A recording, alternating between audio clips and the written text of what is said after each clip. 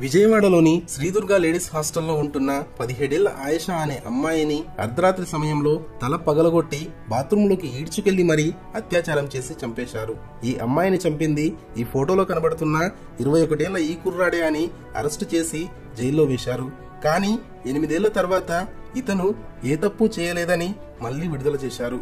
మరి ఆయేషాని అంత దారుణంగా ఎవరు చంపేశారు? ఈ తల్లి శోకానికి 16 ఏళ్ల నుండి చెప్పులు అరిగేలా తిరిగినా ఎందుకు న్యాయం జరగడం లేదు?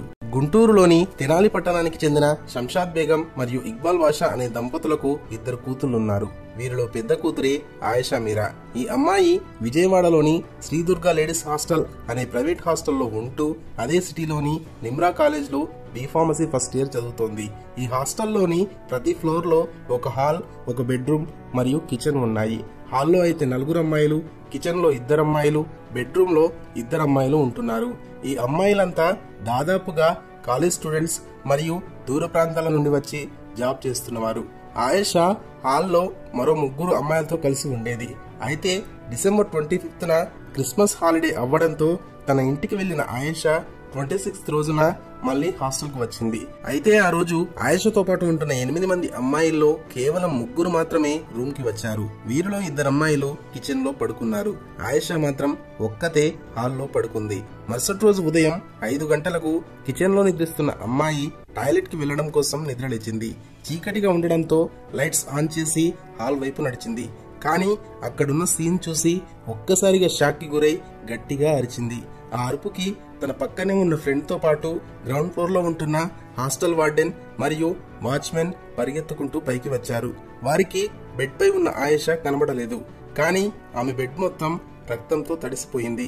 అలాగే ఆమెను బయటికి ఈడ్చుకుంటూ వెళ్లిన రక్తపు మరకలు కనబడ్డాయి. భయంతో వారు ఆ మరకలనే ఫాలో అవుతూ ముందుకు వెళ్లారు.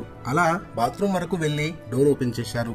అక్కడ ఆయేషా బట్టలు లేకుండా నగ్నంగా విగతజీవిలా పడి ఉంది. ఆమె కుడికాలిని చున్నీతో ట్యాప్ కి కట్టేసి ఎవరో మానభంగం చేశారు. అలాగే ఆమె ఛాతిపై పెద్ద పెద్ద అక్షరాలతో చిరుత 143 అని రాసి పక్కనే ఒక లెటర్ పడేసి వెళ్లిపోయారు. ఆ లెటర్ లో ఏమని రాసి ఉందంటే, ఈ అమ్మాయి అంటే నాకు చాలా పిచ్చి, ప్రేమించమని ఎన్నోసార్లు బ్రతిమలాడాను కానీ వినలేదు. అందుకే ఆమెను అనుభవించి ఈ అందం మరొకరికి దక్కకుండా చంపేశాను అని రాసి ఉంది. హాస్టల్ వార్డెన్ ఈ విషయాన్ని వెంటనే పోలీసులకు ఇన్ఫార్మ్ చేశారు. పోలీసులు వెంటనే హాస్టల్ కు వచ్చి తమ ఫార్మాలిటీస్ స్టార్ట్ చేశారు. ఈ ఇన్సిడెంట్ ఉదయం 5 గంటలకైతే సాయంత్రం 3 గంటల వరకు ఆయేషా పేరెంట్స్ తో పాటు మీడియాని కూడా లోపలికి రానివ్వకుండా తమ ఫార్మాలిటీస్ కంప్లీట్ చేశారు. కనీసం ఆమె పేరెంట్స్ ని కూడా ఎందుకు అలో చేయలేదు అని అడిగితే ఎవిడెన్సెస్ డిస్ట్రాయ్ అవుతాయని సమాధానం ఇచ్చారు. పోస్ట్ మార్టంలో ఆయేషా తలకు బలమైన దెబ్బ తగలడం వల్లనే చనిపోయిందని తేల్చి చెప్పారు. దాంతో పోలీసులు నిందితుని కోసం వెతకడం ప్రారంభించారు. ముందుగా హాస్టల్లో పనిచేస్తున్న సిబ్బంది యొక్క వేలిముద్రలు మరియు డిఎన్ఏలను సేకరించి రెండింటినీ సరిపోల్చారు. కానీ వారిలో ఒక్కరి డిఎన్ఏ కూడా మ్యాచ్ అవ్వలేదు. దాంతో రాష్ట్రంలో అత్యాచార కేసుల్లో నిందితులైన వారి వేలిముద్రలు మరియు డిఎన్ఏలను కలెక్ట్ చేశారు. కానీ వారివి కూడా మ్యాచ్ అవ్వలేదు. ప్రేమ పేరుతో ఎవరైనా ఆమెను వేధించేవారా అని తన కాలేజ్ ఫ్రెండ్స్ ని అడగ్గా అలాంటిదేమీ లేదని సమాధానం ఇచ్చారు. మరి ఈ అమ్మాయిని ఇంత దారుణంగా అత్యాచారం చేసి చంపాల్సిన అవసరం ఎవరికొచ్చింది? ఎవరో గుర్తు తెలియని వ్యక్తియే ఈ హత్య చేసి ఉంటాడనే కోణంలో దర్యాప్తును కొనసాగించారు. అప్పుడే వారికి ఒక విషయం అర్థమైంది. ఏమని అంటే, ఆయేషా హత్య జరిగే కంటే ముందు 6 నెలల క్రితం నందిగామ అనే విలేజ్ లో సేమ్ ఇలాంటి ఇన్సిడెంట్ ఒకటి జరిగింది. కాకపోతే అక్కడి నేరస్తుడికి ఇలాంటి పని చేయడానికి అవకాశం రాలేదు. కారణం, రూమ్ లో ఎక్కువ మంది అమ్మాయిలు ఉండటం చేత వారి అరుపులకు భయపడి నేరస్తుడు పారిపోబోయాడు. కానీ సెక్యూరిటీ అతన్ని పట్టుకుని పోలీసులకు అప్పగించారు. దాంతో కోర్టు అతనికి 6 నెలలు జైలు శిక్ష విధించింది. సో ఈ 6 నెలలు అతను జైల్లో ఉన్నాడు. రీసెంట్ గా జైలు నుండి విడుదలై మళ్లీ ఈ దారుణానికి ఒడిగట్టాడు. ఆ నేరస్తుడే 21 ఏళ్ల సత్యంబాబు. సో పోలీసులు వెంటనే సత్యంబాబుని అదుపులోకి తీసుకున్నారు. తమదైన శైలిలో ఇంటరాగేట్ చేసి అతని చేత నిజం చెప్పించారు. అంతేగాక అతని మాటలను వీడియో రూపంలో రికార్డ్ చేసి కోర్టుకి సమర్పించారు. ఈ వీడియోలో సత్యంబాబు ఏమన్నాడంటే, నాకు 2 ఏళ్ల క్రితం నా సొంత మరదలతో పెళ్లి జరిగింది. కానీ నా ప్రవర్తన నచ్చక ఆమె పుట్టింటికి వెళ్లిపోయింది. అప్పటి నుండి నా శారీరక అవసరాల కోసం ఒంటరిగా కనబడిన అమ్మాయిల్ని టార్గెట్ చేసుకున్నాను. అలా ఒకరోజు రాత్రి 11 గంటల సమయంలో శ్రీదుర్గ లేడీస్ హాస్టల్ ముందు టీ తాగడానికి వెళ్లాను. అక్కడ ఒక అమ్మాయి డాబా మీద తిరుగుతూ ఫోన్ మాట్లాడుతుంది. ఒంటరిగా ఉన్న ఆమెను చూసి నన్ను నేను కంట్రోల్ చేసుకోలేకపోయాను. ఆ అమ్మాయిని ఏదైనా చేయాలనుకున్నాను. ఇంతలోనే ఆ అమ్మాయి లోపలికి వెళ్లిపోయింది. నేను వెంటనే హాస్టల్ గోడ దూకి 2nd ఫ్లోర్ లోకి వెళ్లాను. అక్కడ 2 ఫ్లాట్స్ ఉన్నాయి. వాటిలో ఒక ఫ్లాట్ డోర్ ఓపెన్ చేసి ఉంది. దాంతో నేను మెల్లిగా లోపలికి వెళ్లాను. అక్కడ హాల్లో ఒక అమ్మాయి పడుకుని ఉంది. ఆమెను చూడగానే నాకేదైనా చేయాలనిపించింది. కానీ ఆమె దగ్గరికి వెళ్ళాక పక్కనే ఉన్న రూమ్ లో మరో 2 అమ్మాయిలు పడుకుని ఉన్నారు. సో అమ్మాయి అరిస్తే పక్కనే ఉన్న వారు లేచే అవకాశం ఉందని భావించి ఆ అమ్మాయిని చంపేసి నా కోరిక తీర్చుకోవాలనుకున్నాను. వెంటనే బయట ఉన్న ఒక కర్ర తీసుకుని వచ్చి ఆ అమ్మాయి తలపై బలంగా కొట్టాను. దాంతో ఆ అమ్మాయి నిద్రలోనే మూలుగుతూ చనిపోయింది. తర్వాత ఆమెను బాత్రూంలోకి ఈడ్చుకుంటూ తీసుకెళ్లి ఆమె శరీరంపై ఉన్న బట్టలు తీసేసి కాలిని ట్యాప్ కి కట్టి అత్యాచారం చేశాను. నాపై అనుమానం రాకుండా ఉండటం కోసం మళ్లీ హాల్లోకి వెళ్లి ఒక పెన్ను పేపర్ తీసుకుని వచ్చి లెటర్ తో పాటు ఆమె ఛాతిపై చిరుతో 143 అని రాశా. అలా ఉదయం 4 గంటలకు హాస్టల్ గోడ దూకి మళ్లీ బయటికి వచ్చేశాను. ఎదురుగా ఉన్న టీ స్టాల్లో టీవీ చూస్తూ ఉదయం 11 గంటల వరకు అక్కడే ఉండి ఆ తర్వాత మా ఊరికి వెళ్లిపోయాను అని చెప్పాడు.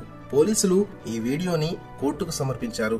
అలాగే ఆయేష ఒంటిపై ఉన్న సెమెన్ సత్యంబాబు యొక్క డిఎన్ఏతో మ్యాచ్ అయ్యిందని మెడికల్ రిపోర్ట్ సబ్మిట్ చేశారు. దాంతో విజయవాడ మహిళా సెషన్ కోర్టు సత్యంబాబు స్వయంగా నేరం ఒప్పుకోవడంతో అతనికి 14 ఏళ్ల కఠిన కారాగార శిక్ష విధించింది. కానీ శిక్ష విధించే సమయంలో సత్యంబాబు ఏమన్నాడంటే పోలీసులు తనని బెదిరించి ఈ వీడియో షూట్ చేశారని, అలా చెప్పకపోతే మా అమ్మా నాన్నలను చంపేస్తామని బెదిరించారని కన్నీరు పెట్టుకున్నాడు. ఆయేష వాళ్ళ అమ్మ కూడా ఈ కేసులో సత్యంబాబు ఎలాంటి తప్పు చేయలేదని, అసలైన నేరస్తులు వేరే ఉన్నారని వాదిస్తున్నారు. ఆమె ఏం చెప్తున్నారంటే ఈ హాస్టల్ నాటి మినిస్టర్ అయిన కోనేరు రంగారావుది. ఈయన మనవడైన కోనేరు సతీష్ తన ఫ్రెండ్స్ తో కలిసి అప్పుడప్పుడు హాస్టల్ కి వచ్చి పార్టీ చేసుకునేవాడు. ఈ సతీష్ కి ఆయేష ఉంటున్న ఫ్లాట్ లో ఒక అమ్మాయితో ఎఫైర్ ఉంది. కానీ క్రిస్మస్ హాలిడేస్ కి ఇంటికి వెళ్లిన ఆ అమ్మాయి తిరిగి హాస్టల్ కి రాలేదు. కానీ కోనేరు సతీష్ మరియు అతని ఫ్రెండ్స్ నైట్ 12 గంటల వరకు పార్టీ చేసుకుని తాగిన మత్తులో ఆయేష రూమ్ కి వెళ్లి డోర్ కొట్టారు. డోర్ ఓపెన్ చేసిన ఆయేష వారిని తిడుతూ దుర్భాషలాడింది. దాంతో వారు ఆయేష తలని బలంగా గోడకేసి కొట్టడంతో అక్కడికక్కడే కింద పడిపోయింది. కొన ఊపిరితో కొట్టుమిట్టాడుతున్న నా కూతురుని దిండుతో ఊపిరాడనివ్వకుండా చేసి చంపేశారు. ఇలా ఆయేష చనిపోయాక అసలైన నేరస్తుల్ని రక్షించడం కోసం సాయంత్రం 3 గంటల వరకు ఎవరిని లోపలికి రానివ్వకుండా దొంగ సాక్ష్యాలను సృష్టించారు అని ఆమె వాపోయారు. ఇలా సత్యంబాబుకు శిక్ష విధించిన తర్వాత వాళ్ళ అమ్మగారు సైతం హైకోర్టులో పిటిషన్ వేశారు. 8 సంవత్సరాల పాటు ఇరువురు మధ్య వాదనలు కొనసాగాయి. ఈ కేసులో కోనేరు సతీష్ ని విచారించగా తాను ఆ సమయంలో విజయవాడలో లేనని బెంగళూరులో ఉన్నట్టుగా ఫ్లైట్ టికెట్ చూపించారు. చివరిగా 2017 ఏప్రిల్ 2వ తేదీన హైకోర్టులో ఈ కేసు విచారణకు వచ్చింది. విచారణలో సత్యంబాబు తరపు న్యాయవాది ఏమన్నారంటే నంబర్ 1 పోస్ట్ మార్టం రిపోర్ట్ లో ఆయేష కేవలం తలకు బలమైన గాయం అవ్వడం వల్లే చనిపోయిందని రిపోర్ట్ ఇచ్చారు. ఆమెపై అత్యాచారం జరిగినట్టు ఎలాంటి రిపోర్ట్ ఇవ్వలేదు. కానీ మీరేమో ఆయేష అత్యాచారానికి గురైంది, అది సత్యంబాబుయే ఈ అత్యాచారం చేసినట్టుగా నకిలీ సాక్ష్యాలు సృష్టించారు.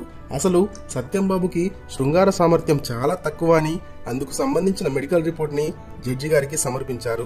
నంబర్ 2 అత్యాచారం చేసిన తర్వాత సత్యంబాబు అదే హాస్టల్ ముందు ఉన్న టీ స్టాల్ లో ఉదయం 11 గంటల వరకు ఉన్నట్టుగా చెప్పారు. అంత ఘోరంగా హత్య చేసిన వాడు అదే హాస్టల్ ముందు ధైర్యంగా కొన్ని గంటల పాటు టీవీ చూస్తూ ఉండగలడా? ఆ అమ్మాయి రక్తపు మడుగులో పడి ఉంది. ఆ సమయంలో సత్యంబాబుకి చిన్న రక్తపు మరక కూడా అంటలేదా? ఒకవేళ అంటినా టీ స్టాల్ ఓనర్ అది గమనించలేదా? అంటే పోలీసులే టీ స్టాల్ ఓనర్ ని బెదిరించి అతని చేత కూడా దొంగ సాక్ష్యం చెప్పించారు. నంబర్ 3 మీరెప్పుడైనా బెడ్రూమ్ డోర్ లాక్ చేసుకుని పడుకున్నప్పుడు హాల్లో ఏదైనా చిన్న వస్తువు కింద పడితేనే వినబడుతుంది.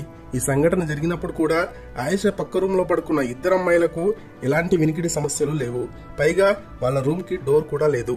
మరి ఆయేషపై దాడి చేసినప్పుడు ఆ అమ్మాయి కనీసం అరిచి ఉండదా? పోని హాల్లో ఉన్న ఫర్నిచర్ అంతా చిందరవందరగా పడినప్పుడైనా ఆ అమ్మాయిలకు మెలకువ వచ్చి ఉండదా? అంటే పోలీసులే ఆ అమ్మాయిల్ని బెదిరించి బలవంతంగా దొంగ సాక్ష్యం చెప్పించారు. నంబర్ 4 ఆ రోజు అర్ధరాత్రి వరకు ఒక అమ్మాయి మేడపైన ఫోన్ మాట్లాడిందని చెప్పారు. ఆ అమ్మాయి ఫోన్ మాట్లాడడం మానేసి లోపలికి వెళ్లిన కొద్దిసేపటికే ఈ ఇన్సిడెంట్ జరిగింది. తన పక్క ఫ్లాట్ లోనే ఇంత జరుగుతున్నప్పుడు ఆ అమ్మాయికి కనీసం తెలియలేదా? అంటే ఆ అమ్మాయి ఫోన్ మాట్లాడినట్టు మీరే సీన్ క్రియేట్ చేసి ఆమె చేత అబద్ధం చెప్పించారు. దానికి తోడు సత్యం బాబు జడ్జి ముందు అయితే తాము చెప్పినట్టుగా చెప్పడు అనే ఉద్దేశంతో ముందస్తుగా అతన్ని భయపెట్టి నేరం ఒప్పుకునే విధంగా వీడియో రికార్డ్ చేశారు. అసలు ఈ వీడియో రికార్డింగ్ ఎవరి పర్మిషన్ తీసుకొని చేశారు, ఎవరి సమక్షంలో రికార్డ్ చేశారు? ఇలా ఈ దొంగ సాక్ష్యాలన్నీ పోలీసులు అసలైన నేరస్తుల్ని తప్పించి అమాయకుడైన సత్యంబాబుని ఇరికించడానికి మాత్రమే క్రియేట్ చేశారని సత్యంబాబు తరపు న్యాయవాది వాదించారు. దాంతో హైకోర్టు సరైన సాక్ష్యాధారాలు లేని కారణంగా సత్యంబాబును నిర్దోషిగా ప్రకటిస్తూ అతనికి ₹1,00,000 చెల్లించాల్సిందిగా ప్రభుత్వాన్ని ఆదేశించింది. ఇలా ఏ నేరం చేయకపోయినా 8 ఏళ్ల పాటు జైలు శిక్ష అనుభవించిన సత్యంబాబు 2017లో రాజమండ్రి సెంట్రల్ జైలు నుండి విడుదలయ్యాడు. కానీ ఇతను విడుదలయ్యే సమయానికి అతని తండ్రి అవమానాన్ని తట్టుకోలేక సత్యంబాబు అరెస్ట్ అయిన కొద్ది నెలలకే చనిపోయారు. అతని తల్లి అయిన మరియమ్మ కూడా తమకు జరిగిన అన్యాయాన్ని జీర్ణించుకోలేక మతిస్థిమితం కోల్పోయారు. తన యవ్వనమంతా చేయని తప్పుకు జైల్లోనే గడిచిపోయిందని, తనకు ఏదైనా ఉద్యోగం కల్పించాలని కృష్ణా జిల్లా కలెక్టర్ ఆఫీస్ చుట్టూ చెప్పులు అరిగేలా తిరిగినా ప్రయోజనం లేకుండా పోయింది. చివరికి అతనికి అవుట్సోర్సింగ్ లో ఒక ఉద్యోగం లభించడంతో తన చెల్లెలి పెళ్లి చేసి తెలంగాణలోని మహబూబాబాద్ కి చెందిన అనిత అనే అమ్మాయిని పెళ్లి చేసుకున్నాడు.